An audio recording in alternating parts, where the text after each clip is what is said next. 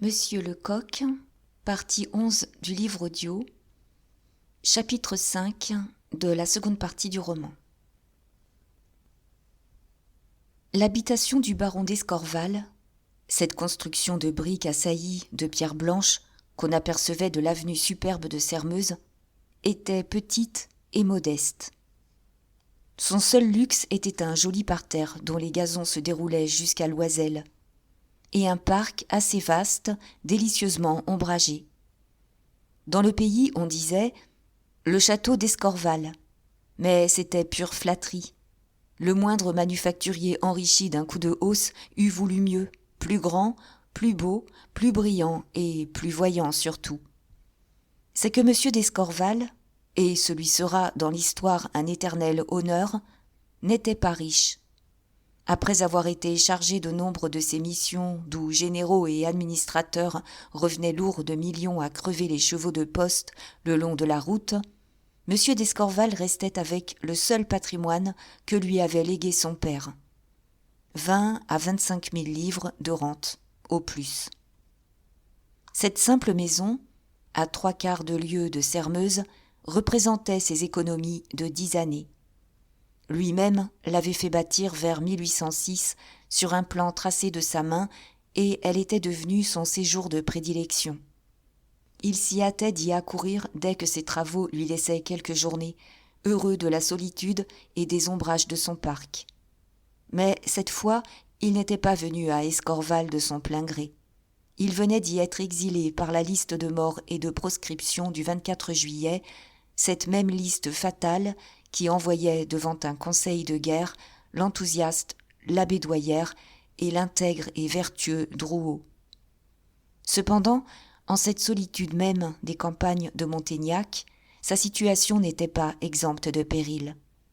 Il était de ceux qui, quelques jours avant le désastre de Waterloo, avaient le plus vivement pressé l'empereur de faire fusiller Fouché, l'ancien ministre de la police. Or, Fouché savait ce conseil, et il était tout-puissant. « Gardez-vous », écrivaient à M. d'Escorval ses amis de Paris. Lui s'en remettait à la Providence, envisageant l'avenir, si menaçant qu'il dût paraître, avec l'inaltérable sérénité d'une conscience pure. Le baron d'Escorval était un homme jeune encore, il n'avait pas 50 ans. Mais les soucis, les travaux, les nuits passées aux prises avec les difficultés les plus ardues de la politique impériale l'avaient vieilli avant l'âge. Il était grand, légèrement chargé d'embonpoint et un peu voûté. Ses yeux calmes malgré tout, sa bouche sérieuse, son large front dépouillé, ses manières austères inspiraient le respect. « Il doit être dur et inflexible », disaient ceux qui le voyaient pour la première fois. Il se trompait. Si, dans l'exercice de ses fonctions, ce grand homme ignoré sut résister à tous les entraînements et aux plus furieuses passions, s'il restait de fer dès qu'il s'agissait du devoir, il redevenait, dans la vie privée, simple comme l'enfant, doux et bon jusqu'à la faiblesse. À ce beau caractère, noblement apprécié, il dut la félicité de sa vie. Il lui dut ce bonheur du ménage que n'envie pas le vulgaire qui l'ignore, bonheur rare et précieux, si pénétrant et si doux, qui emplit la vie et l'embaume comme un céleste parfum. À l'époque la plus sanglante de la terreur, M. d'Escorval avait arraché au bourreau une jeune ci-devant, Victoire Laure de Lalleux, arrière-cousine des Rétaux de Commarin, belle comme un ange et moins âgée que lui de 3 ans seulement. Il l'aima, et bien qu'elle fût orpheline et qu'elle n'eût rien, il l'épousa, estimant que les trésors de son cœur vierge valaient la dot la plus magnifique. Celle-là fut une honnête femme, comme son mari était un honnête homme, dans le sens strict et rigoureux du mot. On la vit peu aux Tuileries, dont le rang de M. d'Escorval lui ouvrit les portes. Les splendeurs de la cour impériale, qui dépassaient alors les pompes de Louis XIV, n'avaient pas d'attrait pour elle. Grâce, beauté, jeunesse, elle réservait pour l'intimité du foyer les qualités exquises de son esprit et de son cœur. Son mari fut son Dieu, elle vécut en lui et par lui, et jamais elle n'eut une pensée qui ne lui appartint. Les quelques heures qu'il dérobait pour elle à ses labeurs opiniâtres étaient ses heures de fête. Et lorsque le soir, à la veillée, ils étaient assis chacun d'un côté de la cheminée de leur modeste salon, avec leur fils Maurice, jouant entre eux sur le tapis, il leur paraissait qu'ils n'avaient rien à souhaiter ici-bas. Les événements de la fin de l'Empire les surprirent en plein bonheur. Les surprirent? Non. Il y avait longtemps déjà que M. d'Escorval sentait chanceler le prodigieux édifice du génie dont il avait fait son idole. Certes, il ressentit un cruel chagrin de la chute, mais il fut navré surtout de l'indigne spectacle des trahisons et des lâchetés qui la suivirent. Il fut épouvanté et écœuré quand il vit la levée en masse de toutes les cupidités se précipitant à la curer. Dans ses dispositions, l'isolement de l'exil devait lui paraître un bienfait. « Sans compter, disait-il à la baronne, que nous serons vite oubliés ici. » Ce n'était pas tout à fait ce qu'il pensait. Mais, de son côté, sa noble femme gardait un visage tranquille alors qu'elle tremblait pour la sécurité des siens. Ce premier dimanche d'août, cependant, M. d'Escorval et sa femme étaient plus tristes que de coutume. Le même pressentiment vague d'un malheur terrible et prochain leur serrait le cœur. À l'heure même où Lacheneur se présentait chez l'abbé Midon, ils étaient accoudés à la terrasse de leur maison, et ils exploraient d'un œil inquiet les deux routes qui conduisent d'Escorval au château et au village du Sermeuse. Prévenu, le matin même, par ses amis de Montaignac de l'arrivée du duc, le baron avait envoyé son fils avertir M. Lacheneur. Il lui avait recommandé d'être le moins longtemps possible, et malgré cela, les heures s'écoulaient et Maurice ne reparaissait pas. Pourvu, pensait-il, chacun à part soi, qu'il ne lui soit rien arrivé. Mais il ne lui était rien arrivé. Seulement, un mot de mademoiselle Lacheneur avait suffi pour lui faire oublier sa déférence accoutumée aux volontés paternelles. « Ce soir, lui avait-elle dit, je connaîtrai vraiment votre cœur. » Qu'est-ce que cela signifiait? Doutait-elle donc de lui? Torturé par les plus douloureuses anxiétés, le pauvre garçon n'avait pu se résoudre à s'éloigner sans une explication, et il avait rôdé autour du château de Sermeuse, espérant que Marie-Anne reparaîtrait. Elle reparut, en effet, mais au bras de son père. Le jeune d'Escorval les suivit de loin, et bientôt il les vit entrer au presbytère. Qu'y allait-il faire? Il savait que le duc et son fils s'y trouvaient. Le temps qu'ils y restèrent, et qu'il attendit sur la place, lui parut plus long qu'un siècle. Ils sortirent, cependant, et il s'avançait pour les aborder quand il fut prévenu par Martial dont il entendit les promesses. Maurice ne connaissait rien de la vie, son innocence était, autant dire, celle d'un enfant, mais il ne pouvait se méprendre aux intentions qui dictaient la démarche du marquis de Sermeuse. À cette pensée que le caprice d'un libertin osait s'arrêter sur cette jeune fille si belle et si pure, qu'il aimait de toutes les forces de son âme, dont il avait juré qu'il ferait sa femme, tout son sang afflua à son cerveau. Il se dit qu'il se devait de châtier l'insolent, le misérable. Heureusement, malheureusement peut-être, son bras fut arrêté par le souvenir d'une phrase qu'il avait entendue 1000 fois répéter à son père.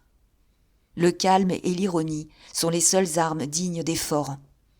Et il eut assez de volonté pour paraître de sang-froid quand, en réalité, il était hors de lui. Ce fut Martial qui s'emporta et qui menaça.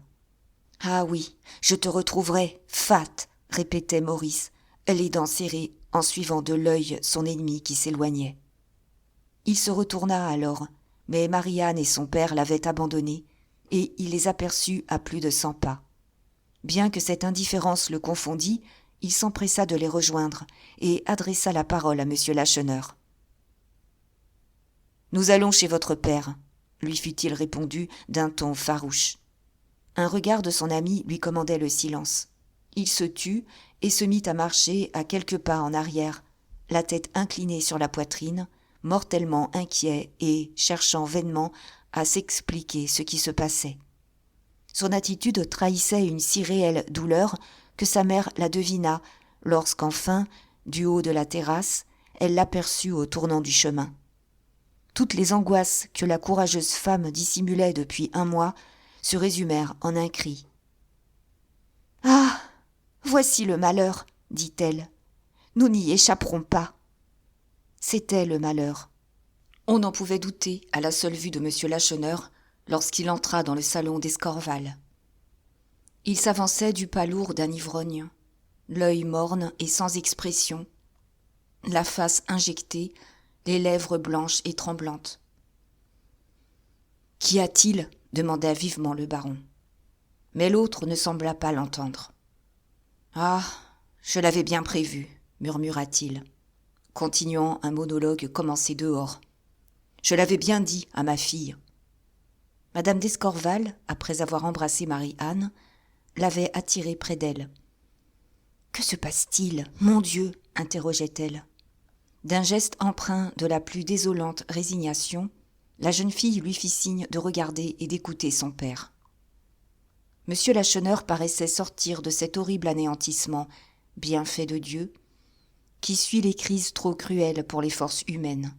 Pareil aux dormeurs que reprennent au réveil les misères oubliées pendant le sommeil, il retrouvait avec la faculté de se souvenir, la faculté de souffrir.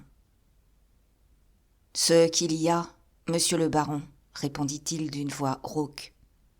Il y a que je me suis levé ce matin, le plus riche propriétaire du pays, et que je me coucherai ce soir plus pauvre que le dernier mendiant de la commune. J'avais tout, je n'ai plus rien, rien que mes 2 bras. Ils m'ont gagné mon pain jusqu'à 25 ans. Ils me le gagneront jusqu'à la mort. J'ai fait un beau rêve. Il vient de finir. » Devant l'explosion de ce désespoir, M. d'Escorval pâlissait. « Vous devez vous exagérer votre malheur, » balbutia-t-il. « Expliquez-moi ce qui vous arrive. » Sans avoir certes conscience de ce qu'il faisait, M. Lacheneur lança son chapeau sur un fauteuil et rejeta en arrière ses cheveux gris qu'il portait fort longs. « À vous, je dirai tout, monsieur le baron, » reprit-il. « Je suis venu pour cela. On vous connaît, vous, on connaît votre cœur. D'ailleurs, ne m'avez-vous pas fait quelquefois l'honneur de m'appeler votre ami ?» Aussitôt, avec la précision brutale de la vérité palpitante, il retraça la scène du presbytère. Le baron écoutait pétrifié d'étonnement, doutant presque du témoignage de ses sens. Les exclamations sourdes de madame d'Escorval disaient à quel point, en elle, tous les nobles sentiments étaient révoltés. Mais il était un auditeur. Marie-Anne seule l'observait, que le récit remuait jusqu'au plus profond de ses entrailles. Cet auditeur était Maurice. Adossé à la porte, pâle comme la mort, il faisait, pour retenir des larmes de douleur et de rage, les plus énergiques et aussi les plus inutiles efforts. Insulter Lacheneur, c'était insulter Marie-Anne, c'est-à-dire l'atteindre, le frapper, l'outrager, lui, dans tout ce qu'il avait de plus cher au monde. Ah, s'il eût pu se douter de cela quand Martial était debout devant lui, à portée de sa main, il eût fait payer cher au fils l'odieuse conduite du père. Mais il se jurait bien que le châtiment n'était que différé. Et ce n'était pas, de sa part, forfanterie de la colère. Ce jeune homme si modeste et si doux avait un cœur inaccessible à la crainte. Ses beaux yeux noirs et profonds, qui avaient la timidité tremblante des yeux d'une jeune fille, savaient aller droit à l'ennemi comme une lame d'épée. Lorsque M. Lacheneur eut terminé par la dernière phrase qu'il avait adressée au duc de Sairmeuse, M. d'Escorval lui tendit la main. « Je vous ai dit, jadis, que j'étais votre ami, » prononça-t-il d'une voix émue. « Je dois vous dire aujourd'hui que je suis fier d'avoir un ami tel que vous. » Le malheureux tressaillit au contact de cette main loyale qui lui était tendue, et son visage trahit une sensation d'une ineffable douceur. « Si mon père n'eût pas rendu, murmura l'opiniâtre Marie-Anne, Mon père n'eût été qu'un dépositaire infidèle, un voleur. Il a fait son devoir. M. d'Escorval se retourna un peu surpris vers la jeune fille. « Vous dites vrai, mademoiselle, » fit-il d'un ton de reproche. « Mais lorsque vous aurez mon âge et mon expérience, vous saurez que l'accomplissement d'un devoir est, en certaines circonstances, un héroïsme dont peu de gens sont capables. » M. Lacheneur s'était redressé. « Ah, vos paroles me font du bien, monsieur le baron, » dit-il. « Maintenant, je suis content d'avoir agi comme je l'ai fait. » La baronne d'Escorval se leva, trop femme pour savoir résister aux généreuses inspirations de son cœur. « Moi aussi, monsieur Lacheneur, » prononça-t-elle, « je veux vous serrer la main. Je veux vous dire que je vous estime autant que je méprise les tristes ingrats qui ont essayé de vous humilier alors qu'ils devaient tomber à vos pieds. Vous avez rencontré des monstres sans cœur, tels qu'on ne trouverait sans doute pas leurs semblables. » « Hélas, soupira le baron, les alliés nous ont ramenés comme cela quelques-uns qui pensent que le monde a été créé pour eux. »« Et ces gens-là, gronda Lacheneur, voudraient être nos maîtres. » La fatalité voulut que personne n'entendît M. Lacheneur. Questionné sur le sens de sa phrase, il eût sans doute laissé deviner quelque chose des projets dont le germe existait déjà dans son esprit. Et alors, que de catastrophes évitées. Cependant, M. d'Escorval reprenait peu à peu son sang-froid. « Maintenant, mon cher ami, demanda-t-il, quelle conduite vous proposez-vous de tenir avec les messieurs de Sermeuse ? Ils n'entendront plus parler de moi, d'ici quelque temps du moins. »« Quoi ?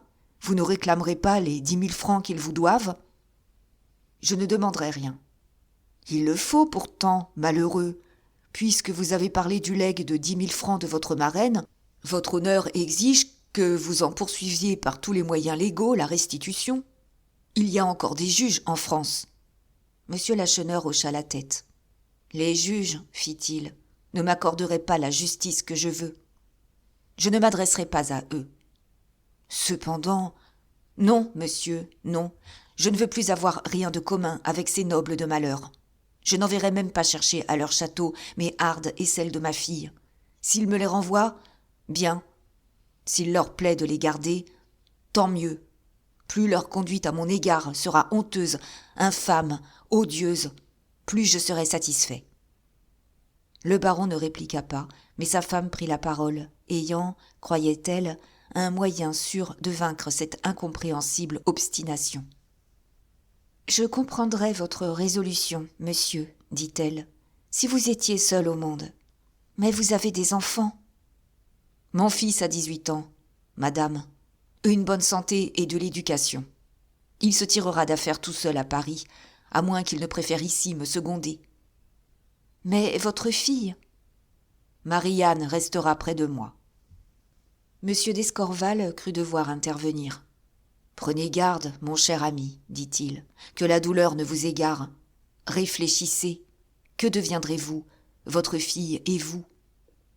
Le pauvre dépossédé eut un sourire navrant. « Oh, répondit-il, nous ne sommes pas aussi dénués que je l'ai dit. J'ai exagéré. Nous sommes propriétaires encore.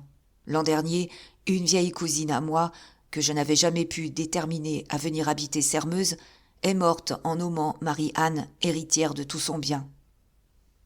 Tout son bien, c'était une méchante masure tout en haut de la lande de l'Arèche, avec un petit jardin devant et quelques perches de mauvais terrain.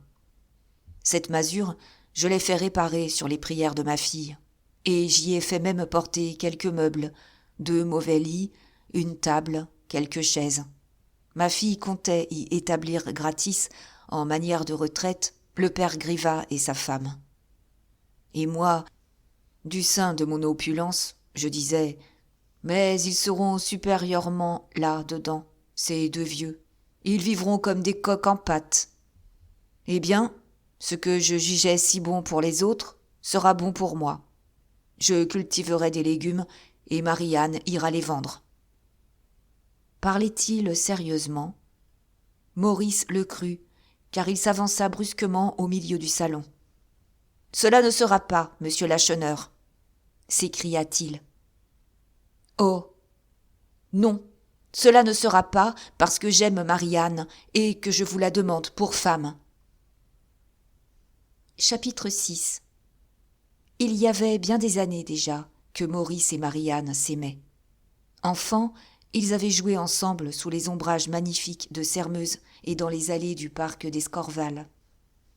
Alors, ils couraient après les papillons, ils cherchaient parmi le sable de la rivière les cailloux brillants, ou ils se roulaient dans les foins pendant que leur mère se promenait le long des prairies de Loisel. Car leur mère était amie. Madame Lacheneur avait été élevée comme les filles des paysans pauvres, et c'est à grand-peine que, le jour de son mariage, elle parvint à former sur le registre les lettres de son nom.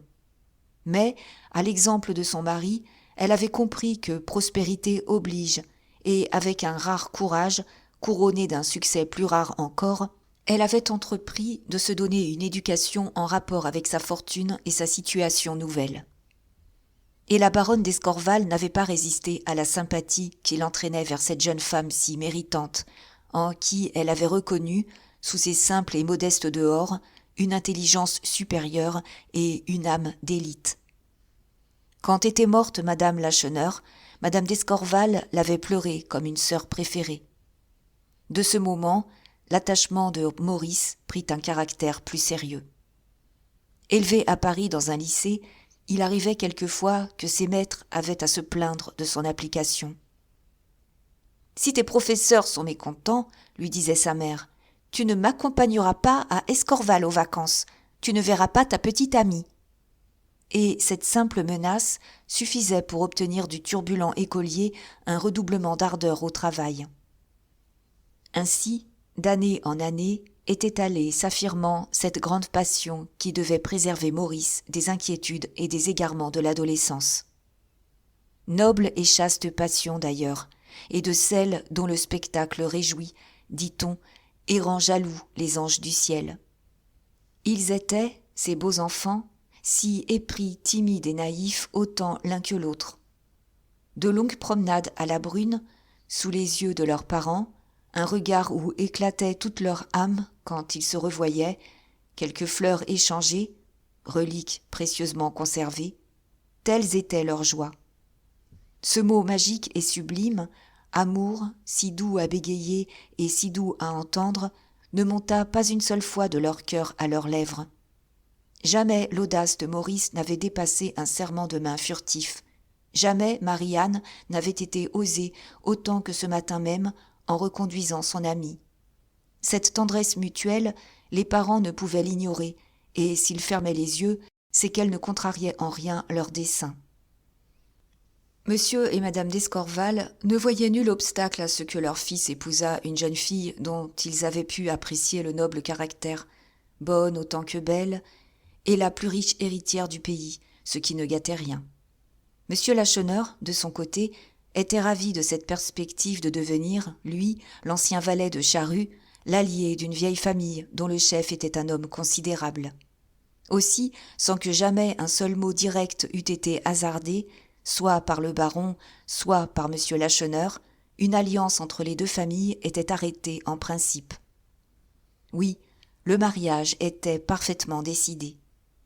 Et cependant, à l'impétueuse et inattendue déclaration de Maurice, il y eut dans le salon un mouvement de stupeur. Ce mouvement, le jeune homme l'aperçut malgré son trouble, et inquiet de sa hardiesse, il interrogea son père du regard. Le baron était fort grave, triste même, mais son attitude n'exprimait aucun mécontentement. Cela rendit courage au pauvre amoureux. « Vous m'excuserez, monsieur, » dit-il à Lacheneur, « si j'ai osé vous présenter ainsi une telle requête. C'est en ce moment où le sort vous accable que vos amis doivent se montrer. Heureux si leurs empressements peuvent vous faire oublier les indignes traitements dont vous avez été l'objet. » Tout en parlant, il gardait assez de sang-froid pour observer Marie-Anne. Rougissante et confuse, elle détournait à demi la tête, peut-être pour dissimuler les larmes qui inondaient son visage, larmes de reconnaissance et de joie. L'amour de l'homme qu'elle aimait sortait victorieux d'une épreuve qu'il serait imprudent à beaucoup d'héritières de tenter. Maintenant, oui, elle pouvait se dire sûre du cœur de Maurice. Lui, cependant, poursuivait. « Je n'ai pas consulté mon père, monsieur, mais je connais son affection pour moi et son estime pour vous. Quand le bonheur de ma vie est en jeu, il ne peut vouloir que ce que je veux. Il doit me comprendre, lui qui a épousé ma chère mère sans dot. » Il se tut, attendant son arrêt. « Je vous approuve, mon fils, » dit M. d'Escorval d'un son de voix profond. « Vous venez de vous conduire en honnête homme. Certes, vous êtes bien jeune pour devenir le chef d'une famille, mais, vous l'avez dit, ces circonstances commandent. » Il se retourna vers M. Lacheneur et ajouta « Mon cher ami, je vous demande, pour mon fils, la main de Marie-Anne. » Maurice n'avait pas espéré un succès si facile. Dans son délire, il était presque tenté de bénir cet haïssable duc de Sairmeuse auquel il allait devoir un bonheur si prochain. Il s'avança vivement vers son père et lui prenant les mains, il les porta à ses lèvres en balbutiant. « Merci, vous êtes bon, je vous aime, oh que je suis heureux !» Hélas, le pauvre garçon se hâtait trop de se réjouir. Un éclair d'orgueil avait brillé dans les yeux de M. Lacheneur, mais il reprit vite son attitude morne. « Croyez, monsieur le baron, que je suis profondément touché de votre grandeur d'âme. Oh oui, bien profondément. Vous venez d'effacer jusqu'au souvenir de mon humiliation. Mais, pour cela, précisément, je serais le dernier des hommes si je ne refusais pas l'insigne honneur que vous faites à ma fille. »« Quoi ?» fit le baron stupéfait. « Vous refusez ? Il le faut. » Foudroyé tout d'abord, Maurice s'était redressé, puisant dans son amour une énergie qu'il ne se connaissait pas. « Vous voulez donc briser ma vie, monsieur ?» s'écria-t-il. « Briser notre vie, car si j'aime Marie-Anne, elle m'aime. » Il disait vrai. Il était aisé de le voir. La malheureuse jeune fille, si rouge l'instant d'avant, était devenue plus blanche que le marbre. Elle semblait atterrée et adressait à son père des regards éperdus. « Il le faut, » répéta M. Lacheneur. « Et plus tard, Maurice, vous bénirez l'affreux courage que j'ai en ce moment. » Effrayée du désespoir de son fils, Madame d'Escorval intervint. « Ce refus, commença-t-elle, a des raisons. »« Aucune que je puisse dire, Madame la baronne. Mais jamais, tant que je vivrai, ma fille ne sera la femme de votre fils. »« Ah, vous tuez mon enfant !» s'écria la baronne. Monsieur Lacheneur hocha tristement la tête. « Monsieur Maurice, dit-il, est jeune. Il se consolera. Il oubliera. »« Jamais !» interrompit le pauvre amoureux. « Jamais !»« Et votre fille ?» interrogea la baronne. Ah, c'était bien là vraiment la place faible, celle où il fallait frapper. L'instinct de la mère ne s'était pas trompé. M. Lacheneur eut une minute d'hésitation visible, mais se raidissant contre l'attendrissement qui le gagnait. « Marie-Anne, » répondit-il lentement, « sait trop ce qu'est le devoir pour ne pas obéir quand il commande. Quand je lui aurai dit le secret de ma conduite, elle se résignera. Et si elle souffre, elle saura cacher ses souffrances. » Il s'interrompit. On entendait dans le lointain, comme une fusillade, des feux de fil que dominait la voix puissante du canon. Tous les fronts pâlirent. Les circonstances donnaient à ces sourdes détonations une signification terrible. Le cœur serré d'une pareille angoisse, M. d'Escorval et Lacheneur se précipitèrent sur la terrasse. Mais déjà, tout était rentré dans le silence. Si large que fût l'horizon, l'œil n'y découvrait rien. Le ciel était bleu, pas un nuage de fumée ne se balançait au-dessus des arbres. « C'est l'ennemi !» gronda M. Lacheneur d'un ton qui disait bien de quel cœur il eût, comme 500 000 autres, pris le fusil et marché aux alliés. Il s'arrêta. Les explosions reprenaient avec plus de violence, et durant 5 minutes, elles se succédèrent sans interruption. M. d'Escorval écoutait, les sourcils froncés. « Ce n'est pas là, » murmurait-il, « le feu d'un engagement. » Demeurer plus longtemps dans cet état d'anxiété était impossible. « Si tu veux bien me le permettre, père, » hasarda Maurice, « je vais aller aux informations. »« Va, » répondit simplement le baron, « mais s'il y a quelque chose, ce dont je doute, ne t'expose pas, reviens. »« Oh, sois prudent !» insista madame d'Escorval, qui voyait déjà son fils exposé aux plus affreux dangers. « Soyez prudent !» insista Marianne, qui était seule à comprendre quels attraits devait avoir le péril pour ce malheureux désespéré. Les recommandations étaient inutiles. Au moment où Maurice s'élançait vers la porte, son père le retint.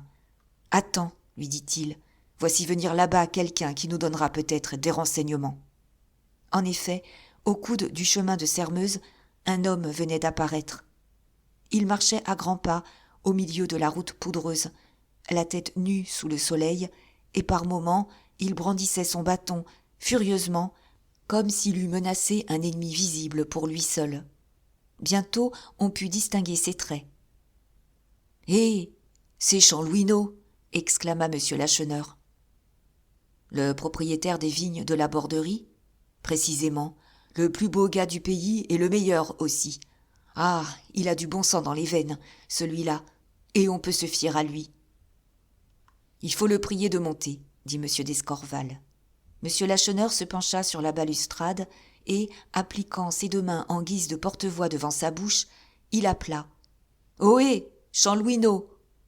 Le robuste gars leva la tête.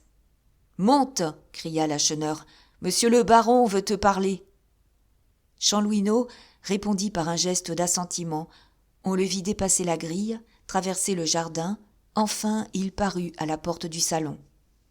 Ses traits bouleversés, ses vêtements en désordre, trahissaient quelque grave événement. Il n'avait plus de cravate et le col de sa chemise déchirée laissait voir son cou musculeux. « Où se bat-on » demanda vivement Lacheneur. « Avec qui ?» Chanlouineau eut un ricanement nerveux qui ressemblait fort à un rugissement de rage. « On ne se bat pas, » répondit-il. « On s'amuse. Ces coups de fusil que vous entendez sont tirés en l'honneur et gloire de monsieur le duc de Sermeuse. »« C'est impossible. »« Je le sais bien, et cependant c'est la pure vérité. C'est Chupin, le misérable maraudeur, le voleur de fagots et de pommes de terre, qui a tout mis en branle. Ah, canaille! Si je te trouve jamais à portée de mon bras, dans un endroit écarté, tu ne voleras plus. » Monsieur Lacheneur était confondu. « Enfin, que s'est-il passé ?» interrogea-t-il. « Oh, c'est simple comme bonjour. Quand le duc est arrivé à Sermeuse, Chupin, le scélérat, ses 2 gredins de fils et sa femme, l'infâme vieille, se sont mis à courir après la voiture comme des mendiants après une diligence, en criant « Vive monsieur le duc !» Lui, enchanté, qui s'attendait peut-être à recevoir des pierres, a fait remettre un écu de 6 livres à chacun de ses gueux. L'argent, vous m'entendez, a mis Chupin en appétit, et il s'est logé en tête de faire à ce vieux noble une fête comme on en faisait à l'empereur. Ayant appris par Bibiane, une langue de vipère, tout ce qui s'était passé chez le curé entre vous, monsieur Lacheneur, et monsieur le duc de Sermeuse, il est venu le conter sur la place. Voilà aussitôt tous les acquéreurs de biens nationaux saisis de peur. Le Chupin comptait là-dessus. Et bien vite, il se met à raconter à ces pauvres imbéciles qu'ils n'ont qu'à brûler de la poudre au nez du duc pour obtenir la confirmation des ventes. Et ils l'ont cru. Dur comme fer. Ah, les préparatifs n'ont pas été longs. On est allé prendre à la mairie les fusils des pompiers. On a sorti de leur hangar les 3 pierriers des fêtes publiques. Le maire a donné de la poudre. Et vous avez entendu. Quand j'ai quitté Sermeuse, ils étaient plus de 200 braillards devant le presbytère qui criaient « Vive Monseigneur, vive monsieur le duc de Sermeuse !» C'est bien là ce qu'avait deviné M. d'Escorval. Voilà, en petit, L'ignoble comédie du roi à Paris, murmura-t-il. La bassesse et la lâcheté humaine sont semblables partout. Cependant, Chanlouineau poursuivait. Enfin, fête complète. Le diable avait sans doute prévenu les nobles des environs, car tous sont accourus. On dit que M. de Sairmeuse est le grand ami du roi et qu'il en obtient tout ce qu'il veut. Aussi, il fallait voir comment les autres lui parlaient. Je ne suis qu'un pauvre paysan, moi. Il disait « paysan », mais jamais je ne me mettrai à plat devant un homme comme ces vieux, si fiers avec nous autres, devant le duc. Il lui léchait les mains. Et lui se laissait faire. Il se promenait sur la place avec le marquis de Courtaumieux. « Et son fils ?» interrompit Maurice. « Le marquis Martial, n'est-ce pas ? Il se promenait aussi devant l'église, donnant le bras à mademoiselle Blanche de Courtaumieux. Ah, je ne sais pas comment il y a des gens pour la trouver jolie.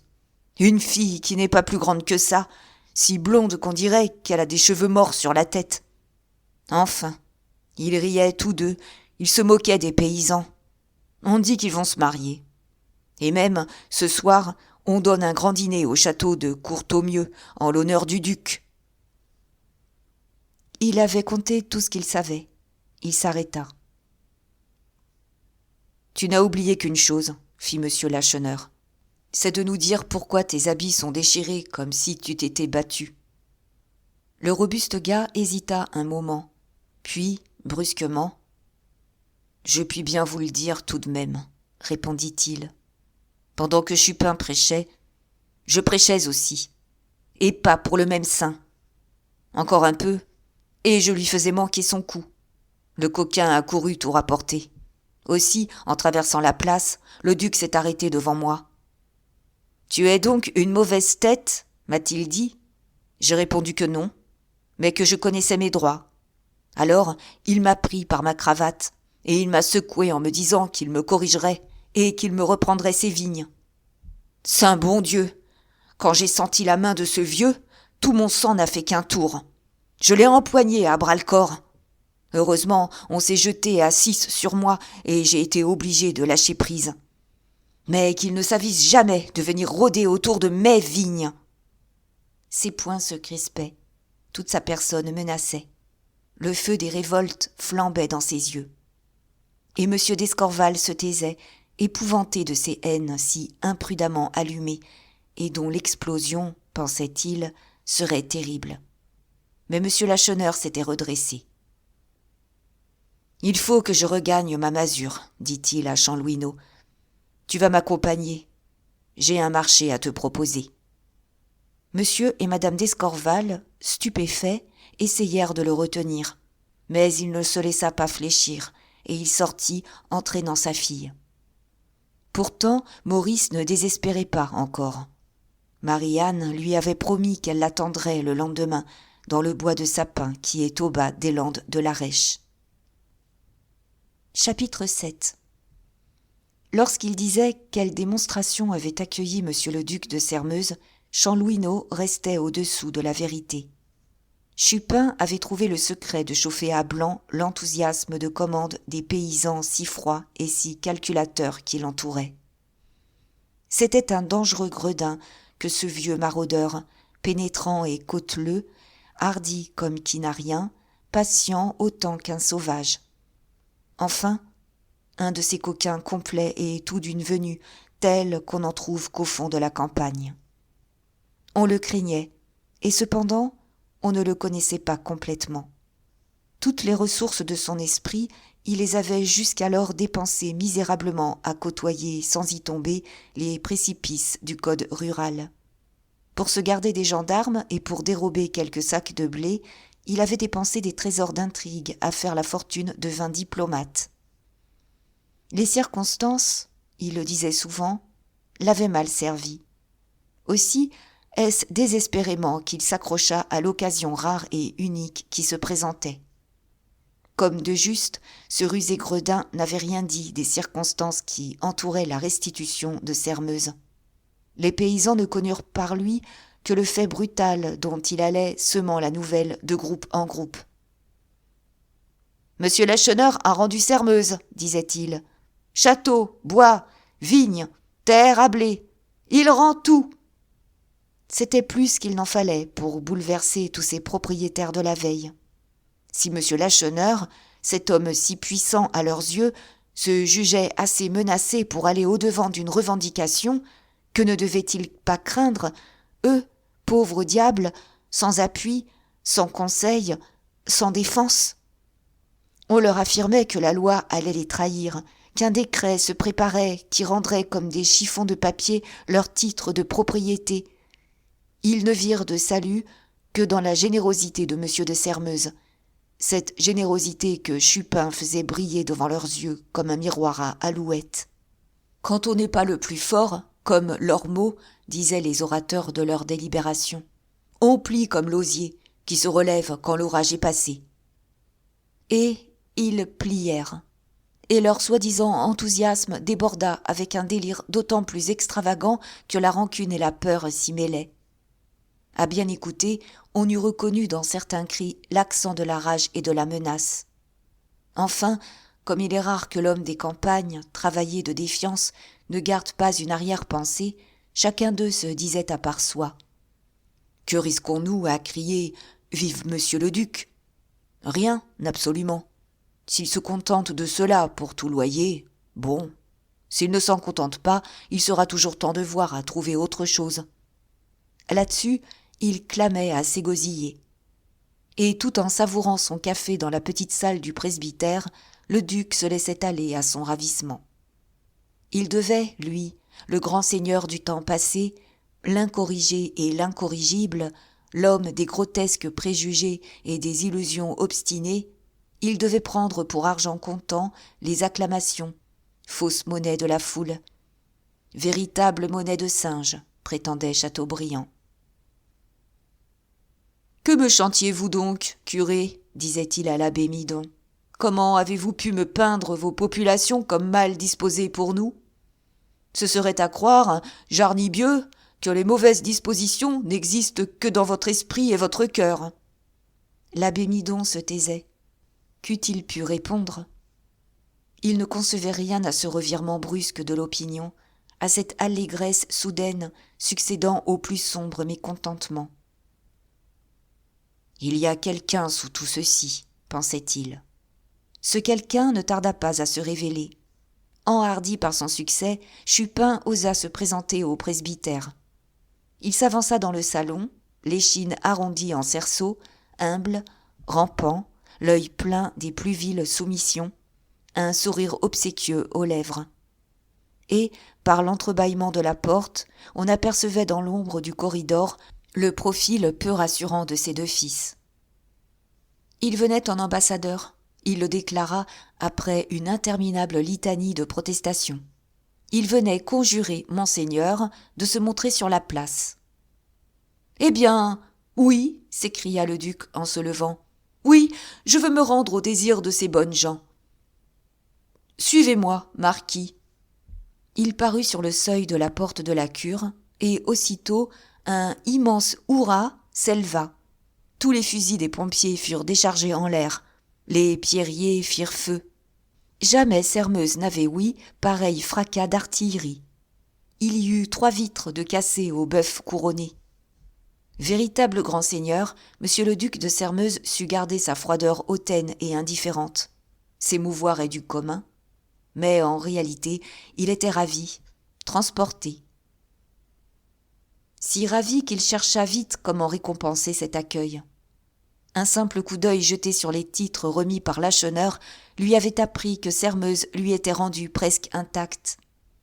Les lots détachés de l'immense domaine et vendus séparément étaient d'une importance relativement minime.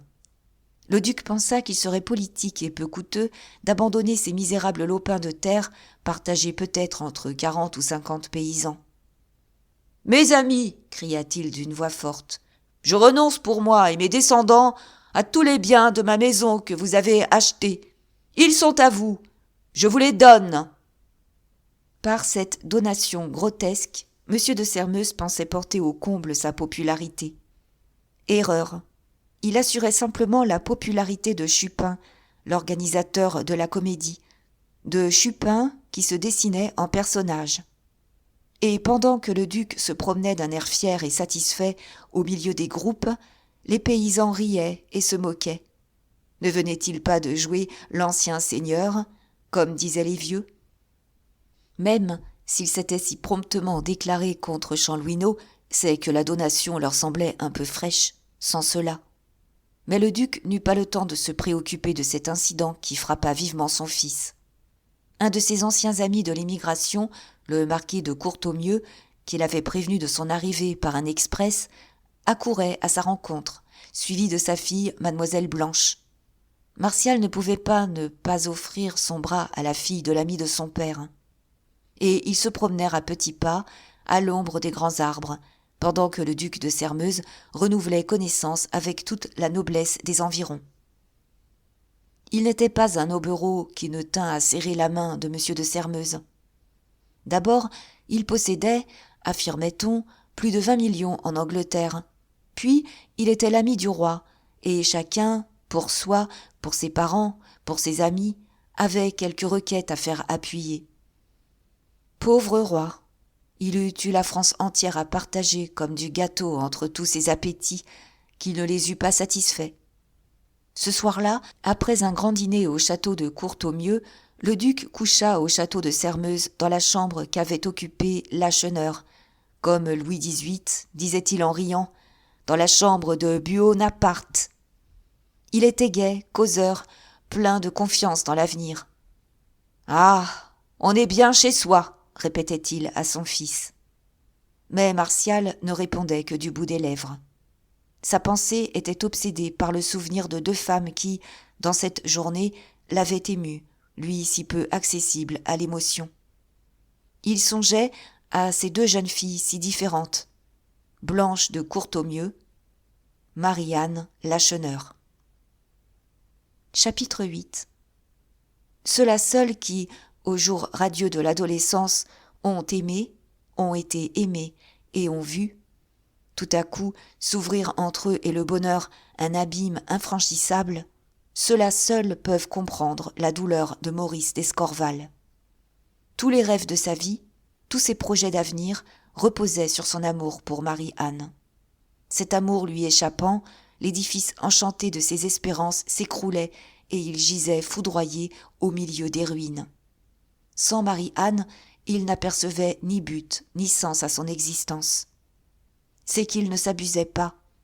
Si tout d'abord son rendez-vous pour le lendemain lui était apparu comme le salut même, il se disait, en y réfléchissant froidement, que cette entrevue ne changerait rien, puisque tout dépendait d'une volonté étrangère, la volonté de M. Lacheneur. Il garda donc, tout le reste de la journée, un morne silence. L'heure du dîner venue, il se mit à table, mais il lui fut impossible d'avaler une bouchée, et il demanda bientôt à ses parents la permission de se retirer. M. d'Escorval et la baronne échangèrent un regard affligé, mais ils ne se permirent aucune observation. Ils respectaient cette douleur qu'ils étaient si dignes de partager. Ils savaient qu'il est de ces chagrins cuisants qui s'irritent de toute consolation, pareils à ces blessures qui saignent, si légère que soit la main qui les panse. « Pauvre Maurice !» murmura madame d'Escorval, dès que son fils se fut retiré. Et son mari ne répondant pas, « Peut-être, ajouta-t-elle d'une voix hésitante, peut-être serait-il sage à nous de ne pas l'abandonner seul aux inspirations de son désespoir. » Le baron tressaillit, il ne devinait que trop l'horrible appréhension de sa femme. « Nous n'avons rien à redouter, prononça-t-il vivement. J'ai entendu Marie-Anne promettre à Maurice de l'attendre demain au bois de l'Arèche. » La malheureuse mère respira plus librement. Tout son sang s'était glacé à cette idée que son fils songerait peut-être au suicide. Mais elle était mère. Elle voulait savoir. Elle monta rapidement à la chambre de son fils, entrebâilla doucement la porte et regarda. Il était si bien perdu dans ses tristes rêveries qu'il n'entendit rien et ne soupçonna même pas la sollicitude qui veillait sur lui. Maurice était à sa fenêtre, les coudes sur la barre d'appui, le front entre ses mains. Et il regardait. Bien que sans lune, La nuit était claire, et par-delà le léger brouillard blanc qui indiquait le cours de l'Oiselle, il apercevait la masse imposante du château de Sermeuse, avec ses tourelles et ses toits dentelés. Que de fois il l'avait contemplé ainsi, au milieu du silence, ce château qui abritait ce qu'il avait de plus cher et de plus précieux au monde. De sa fenêtre, il apercevait les fenêtres de Marie-Anne, et son cœur battait plus fort quand il les voyait s'éclairer. « Elle est là, » se disait-il, dans sa blanche chambre de jeune fille. Elle s'agenouille pour dire ses prières. Elle murmure mon nom après celui de son père en implorant la bénédiction de Dieu. Mais ce soir, il n'avait pas à attendre qu'une lumière brillât derrière les vitres de cette fenêtre chérie. Marie-Anne n'était plus à Sermeuse. Elle en avait été chassée. Où était-elle maintenant ? Elle n'avait plus d'autre asile, elle, accoutumée aux recherches de la richesse, qu'une misérable masure couverte de chaume, dont les murs n'étaient même pas blanchis à la chaux, sans autre plancher que le sol même, poudreux en été comme la grande route, et boueux en hiver. Elle en était réduite à garder pour elle-même l'aumône que, charitable en sa prospérité, elle destinait à de pauvres gens. Que faisait-elle à cette heure ? Elle pleurait sans doute. À cette idée, le cœur du pauvre Maurice se brisait. Mais que devint-il quand, un peu après minuit, il vit soudainement s'illuminer le château de Sermeuse ? Le duc et son fils rentraient, après le dîner de fête du marquis de Courtaumieux, et avant de se coucher, et ils visitaient cette magnifique demeure où avait vécu leur père. Ils reprenaient pour ainsi dire possession de ce château dont M. de Sermeuse n'avait pas franchi le seuil depuis 22 ans, et que Martial ne connaissait pas. Maurice vit les lumières courir d'étage en étage, de chambre en chambre, et enfin les fenêtres de Marie-Anne s'éclairèrent. À ce spectacle, le malheureux ne put retenir un cri de rage. Des hommes, des étrangers, entraient dans ce sanctuaire d'une vierge où il osait à peine, lui, pénétrer par la pensée. Ils foulaient insoucieusement le tapis de leurs lourdes bottes, ils parlaient haut. Maurice frémissait en songeant à ce que se permettait peut-être leur insolente familiarité. Il lui semblait les voir examiner et toucher ces 1000 riens dont aiment à s'entourer les jeunes filles. Ils ouvraient les armoires, ils lisaient une lettre inachevée laissée sur le pupitre. Jamais, avant cette soirée, Maurice n'eût voulu croire qu'on pouvait haïr quelqu'un autant qu'il haïssait ces Sermeuses. Désespéré, il se jeta sur son lit, et le reste de la nuit se passa à songer à ce qu'il dirait à Marie-Anne et à chercher une issue à une inextricable situation. Levé avant le jour, il erra dans le parc comme une âme en peine, redoutant et appelant le moment où son sort serait fixé. Madame d'Escorval eut besoin de toute son autorité pour le décider à prendre quelque chose. Il ne s'apercevait pas que, depuis la veille au matin, il n'avait rien mangé. Enfin, comme 11 heures sonnaient, il partit. Les landes de la Rêche étant situées de l'autre côté de l'Oiselle, Maurice dut gagner, pour traverser la rivière, un endroit où il y avait un bac, à une portée de fusil d'Escorval. Quand il arriva au bord de l'eau, il y trouva 6 ou 7 paysans, hommes et femmes, qui attendaient le passeur. Ces gens ne remarquèrent pas Maurice. Ils causaient. Il écouta. « Pour vrai, c'est vrai, disait un gros garçon, à l'air réjoui. Et moi qui vous parle, je l'ai entendu de la propre bouche de Chanlouineau, hier soir. Il ne se tenait pas de joie. Je vous invite tous à la noce, criait-il. J'épouse la fille de monsieur Lacheneur, c'est décidé. Cette stupéfiante nouvelle atteignait Maurice comme un coup de bâton sur la tête. Sa stupeur fut telle qu'il perdit jusqu'à la faculté de réfléchir. Du reste, poursuivait le gros garçon, il y a assez longtemps qu'il en était amoureux. C'est connu. Il fallait voir ses yeux quand il la rencontrait. Des brasiers, quoi. Il en maigrissait. Tant que le père a été dans les grandeurs, il n'a rien osé dire. Dès qu'il l'a su tomber, il s'est déclaré, et on a topé. Mauvaise affaire pour lui, hasarda un petit vieux. Tiens, pourquoi donc ? S'il est ruiné, comme on dit. Les autres éclatèrent de rire. « Ruiné, monsieur Lacheneur ?» disaient-ils tous à la fois. « Quelle farce ! Il a beau faire le pauvre, il est encore plus riche que nous tous. On sait ce qu'on sait. Le croyez-vous donc assez bête pour n'avoir rien mis de côté en 20 ans ? Il en a placé, allez, de cet argent.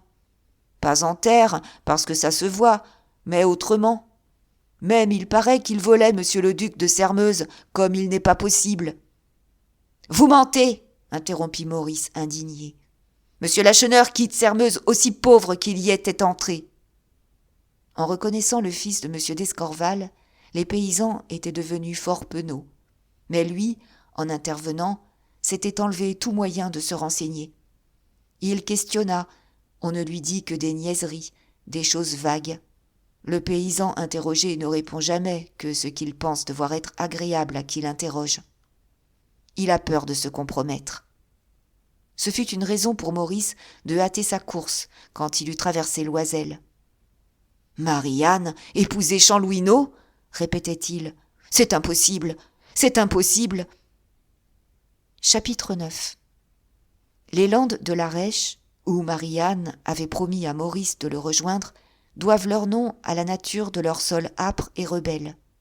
La nature y semble maudite, rien n'y vient.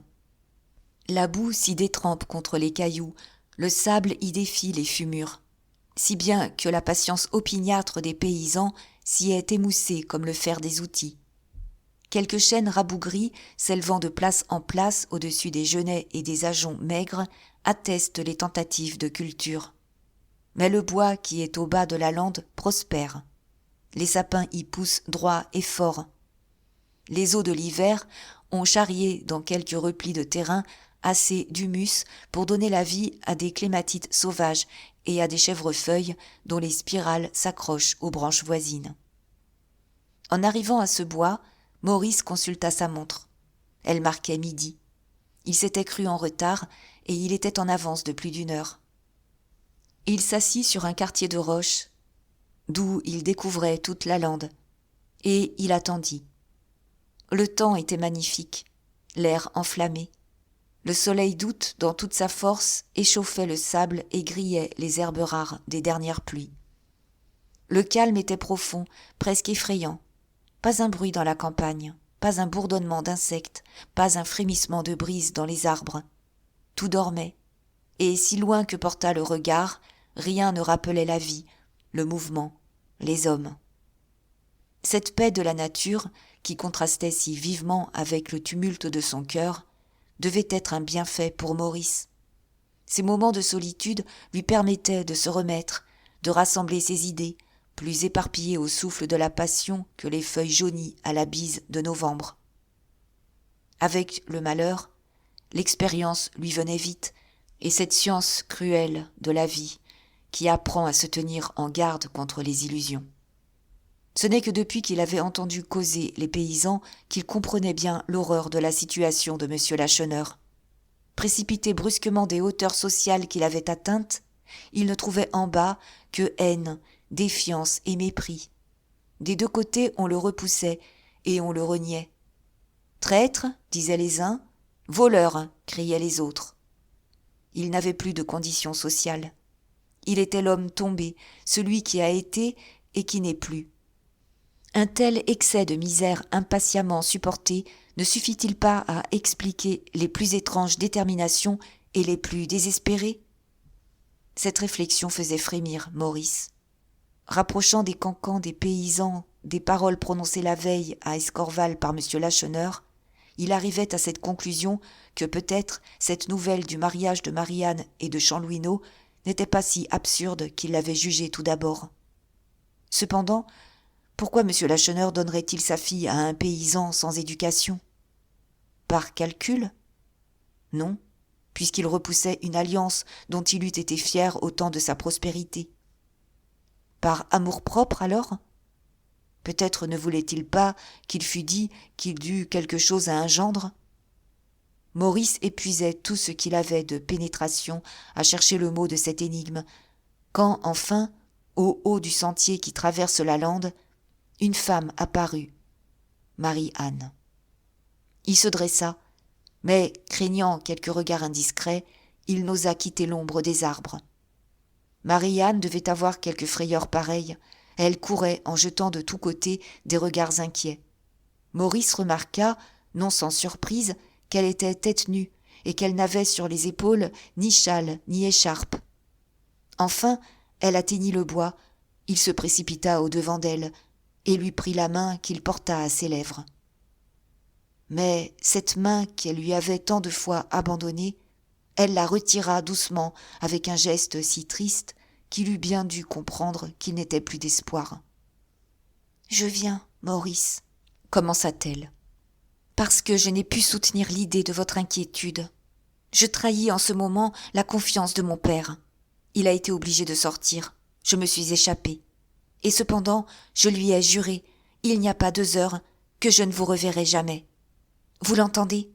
Jamais. » Elle parlait vite, d'une voix brève, et Maurice était confondu de la fermeté de son accent. Moins ému, il eût vu combien d'efforts ce calme apparent coûtait à cette jeune fille si vaillante. Il l'eût vu, à sa pâleur, à la contraction de sa bouche, à la rougeur de ses paupières qu'elle avait vainement baignées d'eau fraîche et qui trahissaient les larmes de la nuit. « Si je suis venue, poursuivait-elle, c'est qu'il ne faut pas, pour votre repos et pour le mien, il ne faut pas qu'il reste, au fond de votre cœur, l'ombre d'une pensée d'espérance. Tout est bien fini. C'est pour toujours que nous sommes séparés. Les faibles seuls se révoltent contre une destinée qu'ils ne peuvent changer. Résignons-nous. Je voulais vous voir une dernière fois et vous dire cela. Ayons du courage, Maurice. Partez, quittez Escorval, oubliez-moi. »« Vous oubliez, Marie-Anne » s'écria le malheureux. « Vous oubliez ?» Il chercha du regard le regard de son ami, et l'ayant rencontré, il ajouta d'une voix sourde. « Vous m'oublierez donc, vous ?»« Moi, je suis une femme, Maurice. » Mais il l'interrompit. « Ah, ce n'est pas là ce que j'attendais, prononça-t-il. Pauvre fou ! Je m'étais dit que vous sauriez trouver dans votre cœur de ces accents auxquels le cœur d'un père ne saurait résister. » Elle rougit faiblement, hésita et dit. Je me suis jetée aux pieds de mon père. Il m'a repoussée. Maurice fut anéanti, mais se remettant. « C'est que vous n'avez pas su lui parler, » s'écria-t-il avec une violence inouïe. « Mais je le saurai, moi. Je lui donnerai de telles raisons qu'il faudra bien qu'il se rende. De quel droit son caprice briserait-il ma vie ? Je vous aime. De par mon amour, vous êtes à moi. Oui, plus à moi qu'à lui. Je lui ferai entendre cela, vous verrez. Où est-il ? Où le rencontrer à cette heure ? » Déjà, il prenait son élan. Pour courir, il ne savait où. Marie-Anne l'arrêta par le bras. « Restez, » commanda-t-elle, « restez. »« Vous ne m'avez donc pas comprise, Maurice ? Eh bien, sachez toute la vérité. Je connais maintenant les raisons du refus de mon père, et quand je devrais mourir de sa résolution, je l'approuve. N'allez pas trouver mon père. Si, touché de vos prières, il accordait son consentement, j'aurais l'affreux courage de refuser le mien. » Si hors de soi était Maurice que cette réponse ne l'éclaira pas. Sa tête s'égara, et sans conscience de l'abominable injure qu'il adressait à cette femme tant aimée. « Est-ce donc pour Chanlouineau, s'écria-t-il, que vous gardez votre consentement ? Il le croit, puisqu'il va disant partout que vous serez bientôt sa femme. » Marie-Anne frissonna comme si elle eût été atteinte dans sa chair même, et cependant il y avait plus de douleur que de colère dans le regard dont elle accabla Maurice. « Dois-je m'abaisser jusqu'à me justifier ? » dit-elle. « Dois-je affirmer que si je soupçonne ce qu'ont pu projeter mon père et Chanlouineau, je n'ai pas été consultée ? Me faut-il vous apprendre qu'il est des sacrifices au-dessus des forces humaines ? Soit ! J'ai trouvé en moi assez de dévouement pour renoncer à l'homme que j'avais choisi. Je ne saurais me résoudre à en accepter un autre. » Maurice baissait la tête, foudroyé par cette parole vibrante, ébloui de la sublime expression du visage de Marie-Anne. La raison lui revenait. Il sentait l'indignité de ses soupçons. Il se faisait horreur pour avoir osé les exprimer. « Oh, pardon, balbutia-t-il, pardon. » Que lui importaient alors les causes mystérieuses de tous ces événements qui se succédaient, les secrets de M. Lacheneur, les réticences de Marie-Anne? Il cherchait une idée de salut. Il crut l'avoir trouvée. « Il faut fuir !» s'écria-t-il. « Partir à l'instant, sans retourner la tête. Avant la nuit, nous aurons passé la frontière. » Les bras étendus, il s'avançait comme pour prendre possession de Marie-Anne et l'entraîner. Elle l'arrêta d'un seul regard. « Fuir ?» dit-elle d'un ton de reproche. « Fuir ? Et c'est vous, Maurice, qui me conseillez cela. Quoi ? Le malheur frappe à coups redoublés mon pauvre père, et j'ajouterai ce désespoir et cette honte à ces douleurs ? La solitude s'est faite autour de lui, ses amis l'ont abandonné, et moi, sa fille, je l'abandonnerai ? Ah, je serais, si j'agissais ainsi, la plus vile et la plus lâche des créatures. Si mon père, châtelain de Sermeuse, eût exigé de moi ce que j'ai hier soir accordé à ses instances, je me serais peut-être résolue au parti extrême que vous m'offrez. Je serais sortie en plein jour de Sermeuse au bras de mon amant. Ce n'est pas le monde que je crains, moi.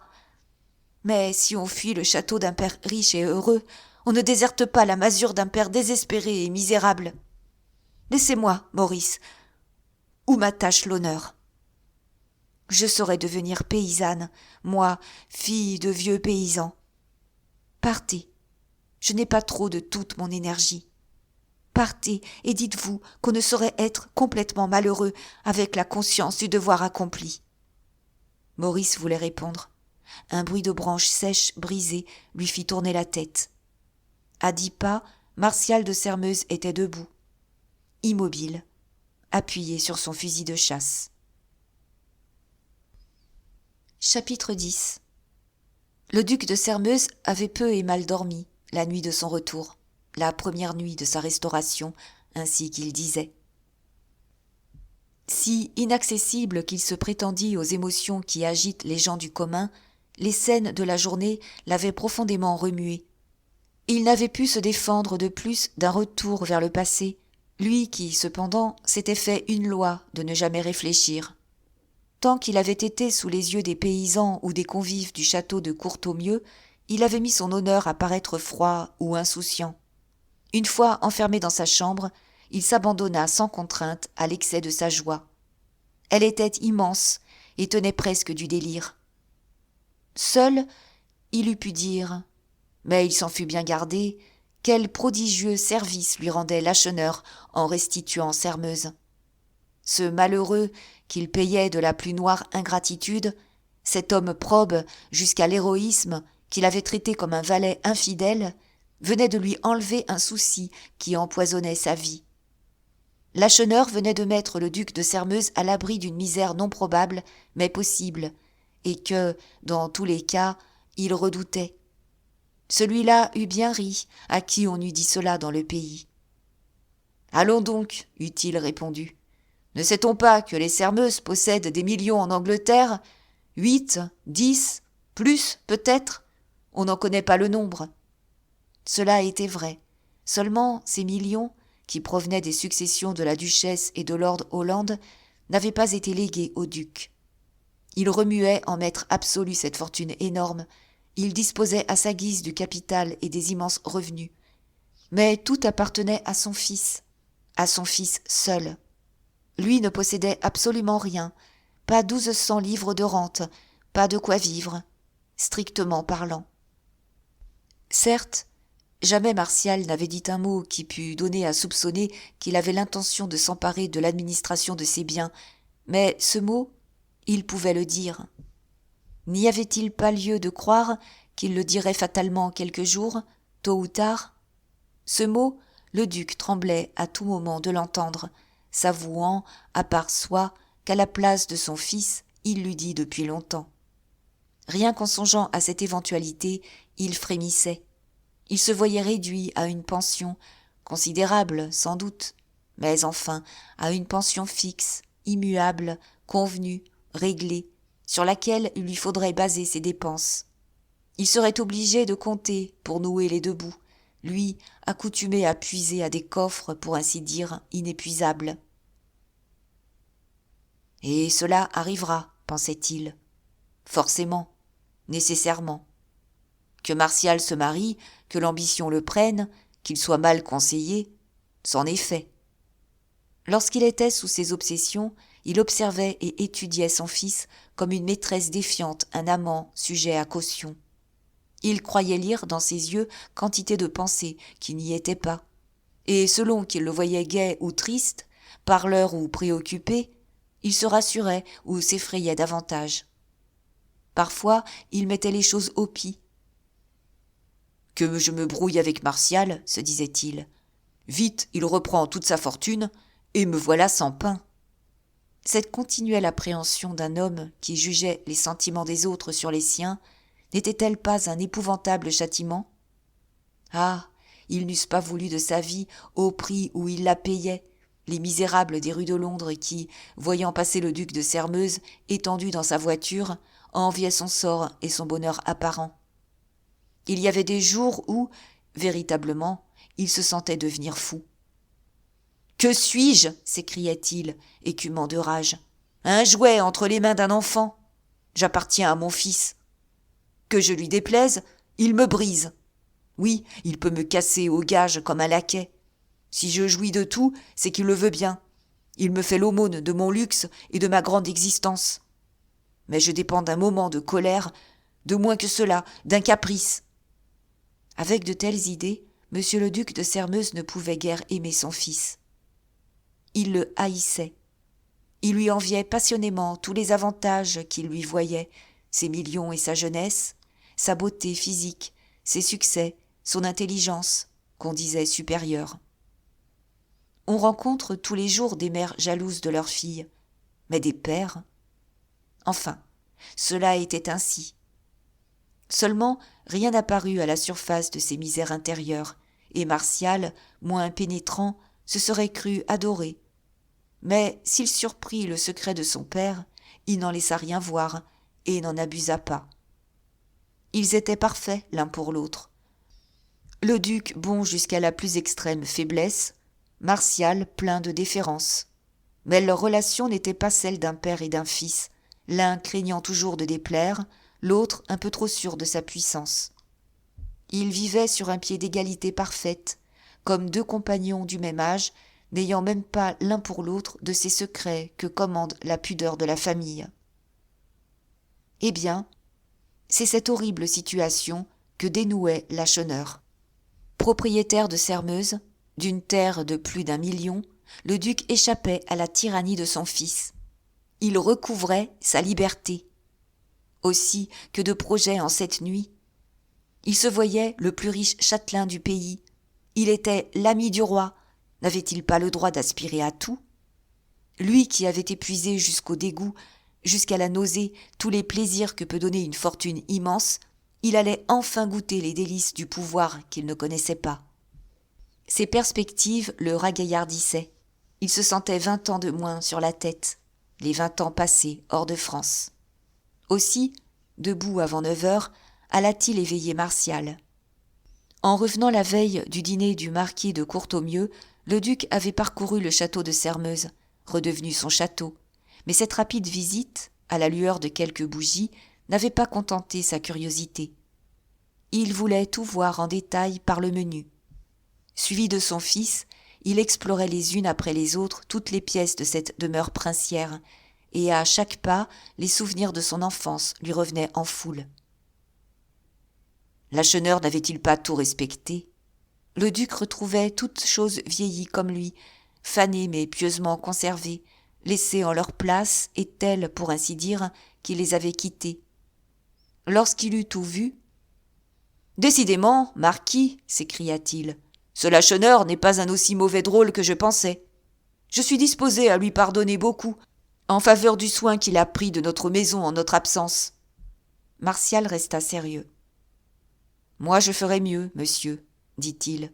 « Je remercierai cet homme par une belle et large indemnité. » Ce mot fit bondir le duc. « Une indemnité » s'écria-t-il.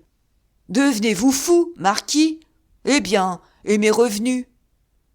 N'ouïtes-vous pas le calcul que nous fit hier soir le chevalier de la Livandière ? » « Le chevalier n'est qu'un sot, déclara Martial. Il a oublié que Lacheneur a triplé la valeur de Sairmeuse. Je crois qu'il est de notre dignité de faire tenir à cet homme une indemnité de 100 000 francs. Ce sera d'ailleurs d'une bonne politique en l'état des esprits, et Sa Majesté vous en saura gré. Politique, état des esprits, Sa Majesté. On eût obtenu bien des choses de M. de Sairmeuse avec ces 6 mots. Jarnibieux, s'écria-t-il, 100 000 livres, comme vous y allez. Vous en parlez à votre aise, avec votre fortune. Cependant, si c'est bien votre avis. Eh, monsieur, ma fortune n'est-elle pas la vôtre? Oui, je vous ai bien dit mon opinion. C'est à ce point que, si vous le permettez, je verrai Lacheneur moi-même, et je m'arrangerai de façon à ne pas blesser sa fierté. C'est un dévouement qu'il nous faut conserver. Le duc ouvrait des yeux immenses. La fierté de Lacheneur, murmura-t-il. Un dévouement à conserver. Que me chantez-vous là? D'où vous vient cet intérêt extraordinaire? Il s'interrompit, éclairé par un rapide souvenir. J'y suis, reprit-il, j'y suis. Il a une jolie fille, ce Lacheneur. Martial sourit sans répondre. Oui, jolie comme un cœur, poursuivit le duc. Mais 100 000 livres, Jarnibieux, c'est une somme, cela. Enfin, si vous y tenez. C'est muni de cette autorisation que 2 heures plus tard, Martial se mit en route, armé d'un fusil qu'il avait trouvé dans une des salles du château, pour le cas où il ferait lever quelques lièvres. Le premier paysan qu'il rencontra lui indiqua le chemin de la masure qu'habitait désormais M. Lacheneur. « Remontez la rivière, lui dit cet homme, et quand vous verrez un bois de sapin sur votre gauche, traversez-le. » Martial traversait ce bois quand il entendit un bruit de voix. Il s'approcha, reconnut Marie-Anne et Maurice d'Escorval, et, obéissant à une inspiration de colère, il s'arrêta, laissant tomber lourdement à terre la crosse de son fusil. Chapitre 11. Aux heures décisives de la vie, quand l'avenir tout entier dépend d'une parole ou d'un geste, 20 inspirations contradictoires peuvent traverser l'esprit dans l'espace de temps que brille un éclair. À la brusque apparition du jeune marquis de Sairmeuse, la première idée de Maurice d'Escorval fut celle-ci. Depuis combien de temps est-il là? Nous épiait-il? Nous a-t-il écoutés? Qu'a-t-il entendu? Son premier mouvement fut de se précipiter sur cet ennemi, de le frapper au visage, de le contraindre à une lutte corps à corps. La pensée de Marie-Anne l'arrêta. Il entrevit les résultats possibles, probables même, d'une querelle née de pareilles circonstances. Une rixe, quelle qu'en fût l'issue, perdait de réputation cette jeune fille si pure. Martial parlerait, et la campagne est impitoyable. Il vit cette femme tant aimée devenant, par son fait, la fable du pays, montrée au doigt, et il eut assez de puissance sur soi pour maîtriser sa colère. Tout cela ne dura pas la moitié d'une seconde. Il toucha légèrement le bord de son chapeau, et faisant un pas vers Martial, « Vous êtes étranger, monsieur, lui dit-il, d'une voix affreusement altérée, et vous cherchez sans doute votre chemin. » L'expression trahissait ses sages intentions. Un « passez votre chemin », bien sec, eût été moins blessant. Il oubliait que ce nom d'étranger était la plus sanglante injure qu'on jetait alors à la face des anciens émigrés revenus avec les armées alliées. Cependant, le jeune marquis de Sairmeuse ne quitta pas sa pose insolemment nonchalante. Il toucha du bout du doigt la visière de sa casquette de chasse et répondit « C'est vrai, je me suis égaré. » Si troublée, si défaillante que fût Marie-Anne, elle comprenait bien que sa présence seule contenait la haine de ces 2 jeunes gens. Leur attitude, la façon dont ils se mesuraient du regard, ne pouvait laisser l'ombre d'un doute. Si l'un restait ramassé sur lui-même, comme pour bondir en avant, l'autre serrait le double canon de son fusil, tout prêt à se défendre. Le silence de près d'une minute qui suivit fut menaçant comme ce calme profond qui précède l'orage. Martial, à la fin, le rompit.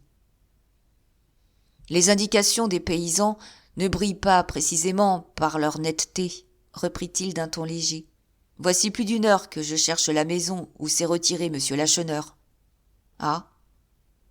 Je lui suis envoyé par M. le duc de Sairmeuse, mon père.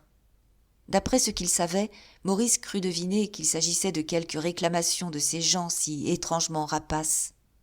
« Je pensais, fit-il, que toute relation entre M. Lacheneur et M. de Sairmeuse avait été rompue hier soir chez M. l'abbé Midon. » Ceci fut dit du ton le plus provoquant, mais Martial ne sourcilla pas. Il venait de se jurer qu'il resterait calme quand même, et il était de force à se tenir parole. « Si ces relations, ceux qu'à Dieu ne plaise, prononça-t-il, sont jamais rompus, croyez, monsieur d'Escorval, qu'il n'y aura pas de notre faute. Ce n'est pas ce qu'on prétend. Qui ont? Tout le pays. Ah, et que dit-il? La vérité. Il est de ces offenses qu'un homme d'honneur ne saurait oublier ni pardonner. Le jeune marquis de Sairmeuse branla la tête d'un air grave. « Vous êtes prompt à vous prononcer, monsieur, dit-il froidement. Permettez-moi d'espérer que monsieur Lacheneur sera moins sévère que vous, et que son ressentiment, juste, j'en conviens, tombera devant, il hésitait, devant des explications loyales. » Une pareille phrase dans la bouche de ce jeune homme si fier, était-ce possible? Martial profita de l'effet produit pour s'avancer vers Marie-Anne et s'adresser uniquement à elle, paraissant désormais compter Maurice pour rien. « Car il y a eu malentendu, mademoiselle, reprit-il. N'en doutez pas. Les Sairmeuses ne sont pas ingrats. À qui fera-t-on entendre que nous ayons pu offenser volontairement un ami dévoué de notre famille, et cela au moment même où il nous rendait le plus signalé service? Un gentilhomme tel que mon père et un héros de probité tel que le vôtre sont faits pour s'estimer. J'avoue que, dans la scène d'hier, M. de Sairmeuse n'a pas eu le beau rôle, mais ma démarche d'aujourd'hui prouve ses regrets. » Certes, ce n'était plus là le ton cavalier qu'avait pris Martial quand, pour la première fois, il avait abordé Marie-Anne sur la place de l'église. Il s'était découvert, il restait à demi incliné, et il s'exprimait d'un ton de respect profond, comme s'il eût eu devant lui une fière duchesse, et non l'humble fille de ce maraud de Lacheneur. Était-ce simplement une manœuvre de rouée? Subissait-il, sans trop s'en rendre compte, l'ascendant de cette jeune fille si étrange? C'était l'un et l'autre. Mais il lui eût été difficile de dire où cessait le voulu et où commençait l'involontaire. Cependant, il continuait. « Mon père est un vieillard qui a cruellement souffert. L'exil, loin de la France, est lourd à porter. Mais si les chagrins et les déceptions ont aigri son caractère, ils n'ont pas changé son cœur. Ses dehors impérieux, hautains, souvent âpres, cachent une bonté que j'ai vue souvent dégénérer en faiblesse. Et pourquoi ne pas l'avouer, le duc de Sairmeuse, sous ses cheveux blancs, garde les illusions d'un enfant. Il se refuse à reconnaître que le monde a marché depuis 20 ans. On l'a abusé par des rodomontades ridicules. Enfin, nous étions encore à Montaignac que déjà les ennemis de M. Lacheneur avaient trouvé le secret d'indisposer mon père contre lui. On eût juré qu'il disait la vérité, tant sa voix était persuasive, tant l'expression de son visage, son regard, son geste étaient d'accord avec ses paroles. Et Maurice, qui sentait, qui était sûr qu'il mentait, et mentait impudemment, Maurice restait ébahi de cette science de comédien que donna le commerce de la haute société, et qu'il ignorait, lui. Mais où Martial en voulait-il venir? Et pourquoi cette comédie? Dois-je vous dire, mademoiselle, tout ce que j'ai souffert hier dans cette petite salle du presbytère? Non, je ne me rappelle pas, en ma vie, de si cruels moments. Je comprenais, moi, l'héroïsme de M. Lacheneur. Apprenant notre arrivée, il accourait, et sans hésitation, sans faste, il se dépouillait volontairement d'une fortune. Et on le rudoyait. Cet excès d'injustice me faisait horreur. Et si je n'ai pas protesté hautement, si je ne me suis pas révolté, c'est que la contradiction irrite mon père jusqu'à la folie. Mais à quoi bon protester? Le sublime élan de votre piété filiale devait être plus puissant que toutes mes paroles. Vous n'étiez pas hors du village que déjà M. de Sairmeuse, honteux de ses préventions, me disait « J'ai eu tort, mais je suis un vieillard, je ne saurais me résoudre à faire le premier pas. Allez, vous, marquis, trouvez monsieur Lacheneur et obtenez qu'il oublie. Marie-Anne, plus rouge qu'une pivoine, baissait les yeux, horriblement embarrassée. « Je vous remercie, monsieur, balbutia-t-elle, au nom de mon père. »« Oh, ne me remerciez pas, interrompit Martial avec feu. Ce sera à moi, au contraire, de vous rendre grâce si vous obtenez de monsieur Lacheneur qu'il accepte les justes réparations qui lui sont dues. Et il les acceptera si vous consentez à plaider notre cause. Qui donc résisterait à votre voix si douce, à vos beaux yeux suppliants ? » Si inexpérimenté que fût Maurice, il ne pouvait plus ne pas comprendre les projets de Martial. Cet homme, qu'il haïssait déjà mortellement, osait parler d'amour à Marie-Anne devant lui, Maurice. C'est-à-dire que, depuis 1 heure, il le bafouait et l'outrageait. Il se jouait abominablement de sa simplicité. La certitude de cette affreuse insulte charria tout son sang à son cerveau. Il saisit Martial par le bras, et avec une vigueur irrésistible, il le fit pirouetter par 2 fois sur lui-même, et le repoussa, le lança plutôt à 10 pas, en s'écriant « Ah, c'est trop d'impudence à la fin, marquis de Sairmeuse !» L'attitude de Maurice était si formidable que Martial le vit sur lui. La violence du choc l'avait fait tomber un genou en terre. Sans se relever, il arma son fusil, prêt à faire feu. Ce n'était pas lâcheté de la part du marquis de Sairmeuse, mais ce colleté lui représentait quelque chose de si ignoble et de si bas qu'il eût tué Maurice comme un chien plutôt que de se laisser toucher du bout du doigt. Cette explosion de la colère si légitime de Maurice, Marie-Anne l'attendait, la souhaitait même depuis un moment. Elle était bien plus inexpérimentée encore que son amie, mais elle était femme et n'avait pu se méprendre à l'accent du jeune marquis de Sairmeuse. Il était évident qu'il lui faisait la cour, et avec quelles intentions, il n'était que trop aisé de le deviner. Son trouble, pendant que le marquis parlait d'une voix de plus en plus tendre, venait de la stupeur et de l'indignation qu'elle ressentait d'une si prodigieuse audace. Comment, après cela, n'eût-elle pas béni la violence qui mettait fin à une situation atroce pour elle, ridicule pour Maurice ? Une femme vulgaire se fut jetée entre ces 2 jeunes gens prêts à s'entretuer. Marie-Anne ne bougea pas. Le devoir de Maurice n'était-il pas de la défendre quand on l'insultait ? Qui donc, sinon lui, la protégerait contre la flétrissante galanterie d'un libertin ? Elle eût rougi, elle qui était l'énergie même, d'aimer un être faible et pusillanime. Mais toute intervention était inutile. Si la passion, le plus souvent aveugle, il arrive aussi parfois qu'elle éclaire. Maurice comprit qu'il est de ces injures qu'on ne doit pas paraître soupçonné, sous peine de donner sur soi un avantage à qui les adresse. Il sentit que Marie-Anne devait être hors de cause. C'était affaire à lui d'expliquer les motifs de son agression. Cette intelligence instantanée de la situation opéra en lui une si puissante réaction qu'il recouvra, comme par magie, tout son sang-froid et le libre exercice de ses facultés. « Oui, reprit-il d'un ton de défi, c'est assez d'hypocrisie, monsieur. Oser parler de réparation après le traitement que vous et les vôtres lui avez infligé, c'est ajouter à l'affront une humiliation préméditée. Et je ne le souffrirai pas. » Martial avait désarmé son fusil. Il s'était relevé et il époussetait le genou de son pantalon où s'étaient attachés quelques grains de sable avec un flegme dont il avait surpris le secret en Angleterre. Il était bien trop fin pour ne pas reconnaître que Maurice déguisait la véritable cause de son emportement, mais que lui importait ? S'il s'avouait qu'emporté par l'étrange impression que produisait sur lui Marie-Anne, il était allé trop vite et trop loin, il n'en était pas absolument mécontent. Cependant, il fallait répondre et garder la supériorité qu'il s'imaginait avoir eue jusqu'à ce moment. « Vous ne saurez jamais, monsieur, dit-il, en regardant alternativement son fusil et Marie-Anne, tout ce que vous devez à mademoiselle Lacheneur.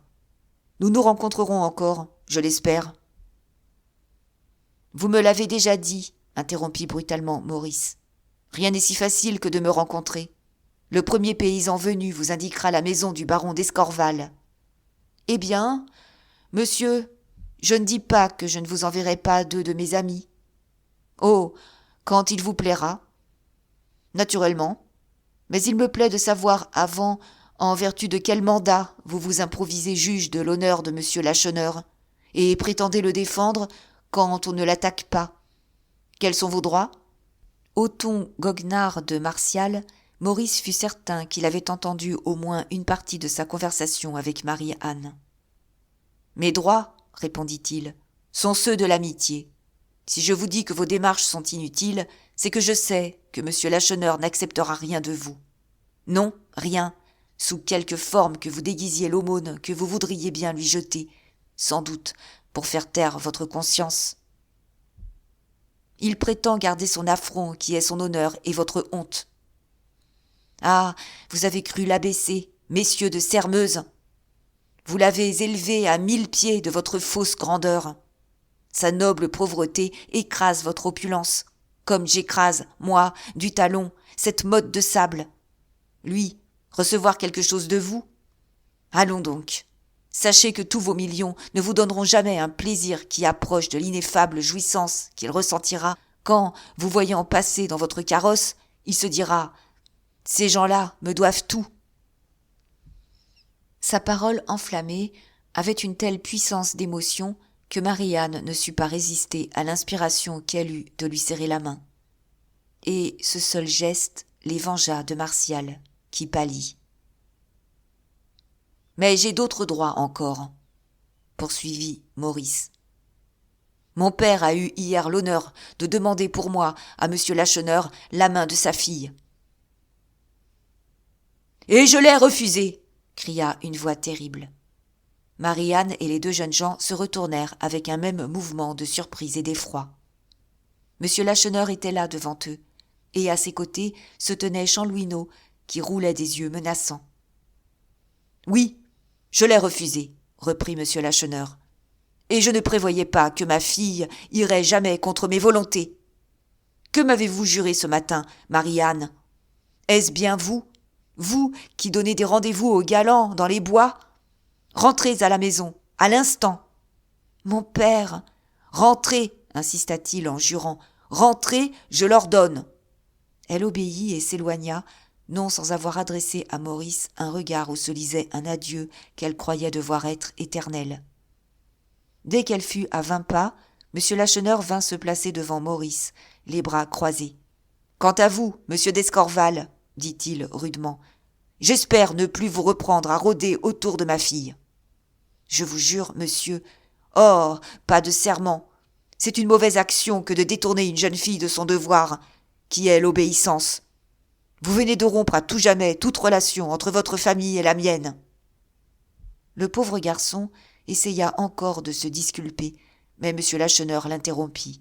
« Assez, croyez-moi, reprenez le chemin de votre logis. » Et Maurice, hésitant, il le saisit au collet et le porta presque jusqu'au sentier qui traversait le bois de l'Arèche. Ce fut l'affaire de 10 secondes, et cependant il eut le temps de lui dire à l'oreille, et de son ton amical d'autrefois. « Mais allez-vous-en donc, petit malheureux, voulez-vous rendre toutes mes précautions inutiles ?» Il suivit de l'œil Maurice, qui se retirait tout étourdi de cette scène, stupéfié de ce qu'il venait d'entendre. Et c'est seulement quand il le vit hors de la portée de la voix qu'il revint à Martial. « Puisque j'ai l'honneur de vous rencontrer, monsieur le marquis, dit-il, je dois vous avertir que Chupin et un de ses fils vous cherchent partout. C'est de la part de monsieur le duc qui vous attend pour se rendre au château de Courtomieux. » Il se retourna vers Chanlouineau et ajouta « Et nous, en route !» Mais Martial l'arrêta d'un geste. « Je suis bien surpris qu'on me cherche, dit-il. Mon père sait bien où il m'a envoyé. J'allais chez vous, monsieur, et de sa part. »« Chez moi ? » ?»« Chez vous, oui, monsieur. Et je m'y rendais pour vous porter l'expression de nos regrets sincères de la scène qui a eu lieu chez le curé Midon. » Et sans attendre une réponse, Martial, avec une extrême habileté et un rare bonheur d'expression, se mit à répéter au père l'histoire qu'il venait de conter à la fille. À l'entendre, son père et lui étaient désespérés. Se pouvait-il que M. Lacheneur eût cru à une ingratitude si noire? Pourquoi s'était-il retiré si précipitamment? Le duc de Sairmeuse tenait à sa disposition telle somme qu'il lui plairait de fixer, 60, 100 000 francs, davantage même. Cependant, M. Lacheneur ne semblait pas ébloui, et quand Martial eut fini, il répondit respectueusement, mais froidement, qu'il réfléchirait. Cette froideur devait stupéfier Chanlouineau. Il ne le cacha pas dès que le marquis de Sairmeuse se fut retiré après force protestations. « Nous avions mal jugé ces gens-là, déclara-t-il. Mais M. Lacheneur haussa les épaules. « Comme cela, fit-il, tu crois que c'est à moi qu'on offre tout cet argent ? Dame, j'ai des oreilles. Eh bien, mon pauvre garçon, il faut se défier de ce qu'elles entendent. La vérité est que ces grosses sommes sont destinées aux beaux yeux de ma fille. Elle a plu à ce freluquet de marquis, et il voudrait en faire sa maîtresse. » Chanlouineau s'arrêta court, l'œil flamboyant, les poings crispés. « Saint bon Dieu !» s'écria-t-il. « Prouvez-moi cela, et je suis à vous, corps et âme, et pour tout ce que vous voudrez. » Chapitre 12. Non, décidément, je n'ai de ma vie rencontré une femme qui se puisse comparer à cette Marie-Anne. Quelle grâce et quelle majesté! Ah, sa beauté est divine! Ainsi pensait Martial en regagnant Sairmeuse, après ses propositions à M. Lacheneur. Au risque de s'égarer, il avait pris au plus court, et il s'en allait à travers champs, se servant de son fusil comme d'une perche pour sauter les fossés. Il trouvait une jouissance toute nouvelle pour lui, et délicieuse, à se représenter Marie-Anne telle qu'il venait de la voir, palpitante et émue, pâlissant et rougissant tour à tour, près de défaillir ou se redressant superbe de fierté. Comment soupçonner, se disait-il, sous ces chastes dehors, sous cette naïveté pudique, une âme de feu et une indomptable énergie? Quelle adorable expression avait son visage, que de passion dans ses deux grands yeux noirs, pendant qu'elle regardait ce petit imbécile d'Escorval. Que ne donnerait-on pas pour être regardé ainsi, ne fût-ce qu'une minute? Comment ce garçon ne serait-il pas fou d'elle? Lui-même l'aimait, sans vouloir encore se l'avouer. Cependant, quel nom donner à cet envahissement de sa pensée, à ces furieux désirs qui frémissaient en lui? « Ah, n'importe, s'écria-t-il, je la veux. Oui, je la veux et je l'aurai. » En conséquence, il se mit à étudier le côté politique et stratégique de l'entreprise, avec la sagacité d'une expérience souvent mise à l'épreuve.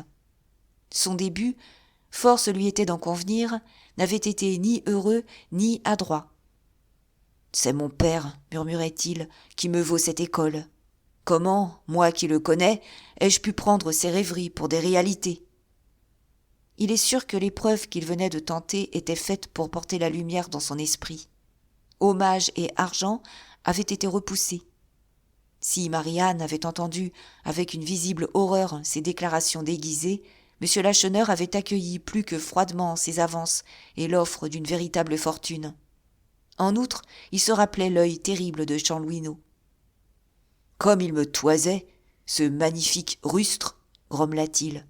Sur un signe de Marie-Anne, il m'eût écrasé comme un œuf, sans souci de mes aïeux. Ah ça, l'aimerait-il aussi, lui? Nous serions 3 poursuivants en ce cas. » Mais plus l'aventure lui paraissait difficile et même périlleuse, plus elle irritait sa passion. « Tout peut se réparer, songeait-il. Les occasions de nous revoir ne nous manqueront pas.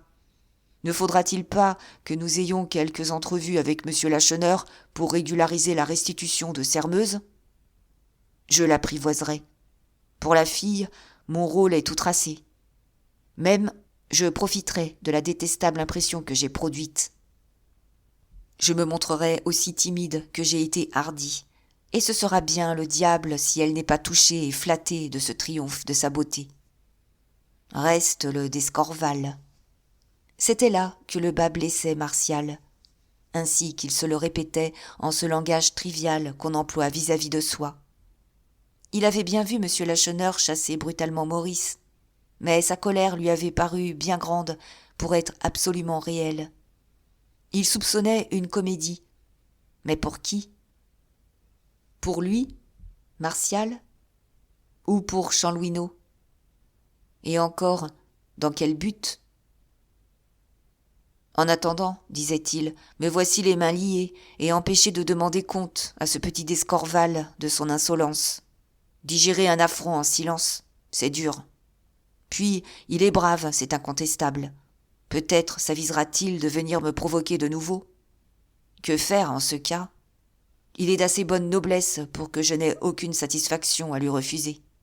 D'un autre côté, si j'avais seulement le malheur de faire tomber un cheveu de sa tête, Marie-Anne ne me le pardonnerait jamais. Ah, je donnerais bonne chose en échange d'un petit expédient pour le forcer à quitter le pays. Tout en roulant dans son esprit ces projets dont il ne pouvait ni prévoir ni calculer les épouvantables conséquences, Martial arrivait à l'avenue de Sermeuse quand il lui sembla entendre des pas précipités derrière lui. Il se retourna et, voyant deux hommes qui accouraient en faisant des signes, il s'arrêta. C'étaient Chupin et un de ses fils. Le vieux maraudeur, le dimanche soir, s'était faufilé parmi les gens chargés d'aller préparer à Sermeuse les appartements. Il avait déjà trouvé le secret de se rendre utile. Il visait à devenir indispensable. « Ah, monsieur le marquis !» s'écria-t-il dès qu'il fut à portée de la voix. « Nous vous cherchons partout, mon fils et moi. C'est monsieur le duc. »« Bien, » dit sèchement Maurice, « je rentre. » Mais Chupin n'était plus susceptible, et si fâcheux que fût l'accueil, il ne s'en risqua pas moins à cheminer derrière Martial, assez près pour être entendu. Il avait son projet, car il ne tarda pas à entamer le long récit de toutes les calomnies répandues dans le pays sur le compte de M. Lacheneur. Pourquoi choisissait-il ce sujet plutôt qu'un autre?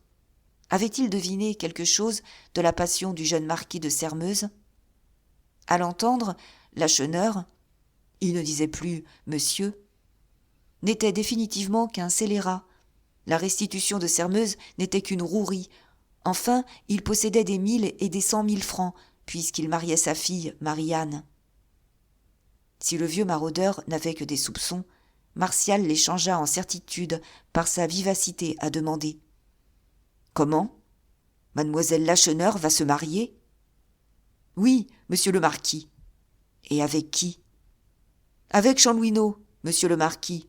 Ce gars, vous savez bien, que les paysans voulaient massacrer sur la place, parce qu'il avait manqué de respect à monsieur le duc. Il est finaud, le matin, et si Marie-Anne ne lui apportait pas de bons écus vaillants, il ne l'amènerait pas à la mairie. Oh non, quoique ce soit une belle fille. » Est-ce positif, ce que vous dites là? À ma connaissance, oui. Mon aîné qui est là a entendu dire à Chanlouineau et à Lacheneur que la noce est pour le mois qui vient, et qu'on va publier les bans. Et se retournant vers son fils, « Pas vrai, garçon ?» demanda-t-il. « Ma grande foi, oui, » répondit le gars, qui jamais n'avait ouï rien de pareil. Martial se tut, honteux peut-être de s'être laissé prendre aux amorces de ce vieux, mais satisfait d'être averti de cette circonstance si importante. Si Chupin ne mentait pas, et quelle raison pouvait-il avoir de mentir, il devenait évident que la conduite de M. Lacheneur cachait quelque gros mystère. Comment, sans quelque tout-puissant motif, eût-il refusé sa fille à Maurice d'Escorval qu'elle aimait pour la donner à un paysan? Ce motif, Martial se jurait de le pénétrer quand il arriva à Sermeuse. Un singulier spectacle l'y attendait. Dans le grand espace sablé qui s'étendait entre le parterre et le perron du château, se trouvaient amoncelés toutes sortes d'effets d'habillement, du linge, de la vaisselle, des meubles. On eût dit un déménagement. Une demi-douzaine d'hommes allaient et venaient, et debout au milieu de ce remue-ménage, le duc de Sermeuse donnait des ordres. Martial ne comprit pas tout d'abord. Il s'avança donc vers son père, et après l'avoir respectueusement salué, « Qu'est-ce que cela ?» demanda-t-il. Monsieur de Sermeuse éclata de rire. « Comment, vous ne devinez pas ?» fit-il. « C'est cependant bien simple. Qu'un maître légitime, à son retour, couche dans les draps d'un usurpateur, c'est charmant pour une première nuit. Pour une seconde, non. Ici, tout rappelait trop monsieur Lacheneur. Il me semblait que j'étais chez lui, et ça m'assassinait. J'ai donc fait rassembler et descendre sa défroque, celle de sa fille, tout ce qui n'est pas de l'ancien mobilier du château. On va charger le tout sur une charrette et le lui porter. » Le jeune marquis de Sairmeuse bénit le ciel d'être arrivé si à point. Le projet de son père exécuté, il eût pu dire adieu à ses espérances. « Vous ne ferez pas cela, monsieur le duc, dit-il. »« Hein ? Pourquoi ? Qui m'en empêcherait, je vous prie ?»« Personne, assurément. Mais vous réfléchirez qu'un homme qui ne s'est pas trop mal conduit, en somme, a droit à quelques égards. » Le duc parut abasourdi. « Des égards » s'écria-t-il. « Ce maraud a droit à des égards. Voilà qui est du dernier plaisant. Comment ? Je lui donne ? C'est-à-dire, vous lui donnez, car il n'est que juste que vous fassiez la guerre à vos dépens. Vous lui faites présent de 100 000 livres, et il ne se tient pas pour content, il lui faut encore des égards. Accordez-lui-en, vous qui en tenez pour sa fille. Moi, je ferai ce que j'ai résolu. Eh bien, moi, monsieur, j'y regarderai à 2 fois à votre place. Lacheneur vous a rendu Sairmeuse, c'est très bien. Mais où en est la preuve ? Que feriez-vous si, imprudemment irrité par vous, il revenait sur sa parole ? Où sont vos titres de propriété ? Monsieur de Sairmeuse devint vert. « Jarnibieux !» s'écria-t-il. « Je n'avais pas pensé à cela. Holà, vous autres, qu'on me rentre toute cette dépouille, et promptement !» Et comme on lui obéissait, « Maintenant, dit-il à son fils, hâtons-nous de nous rendre à Courtaumieux, d'où on nous a déjà envoyé chercher 2 fois.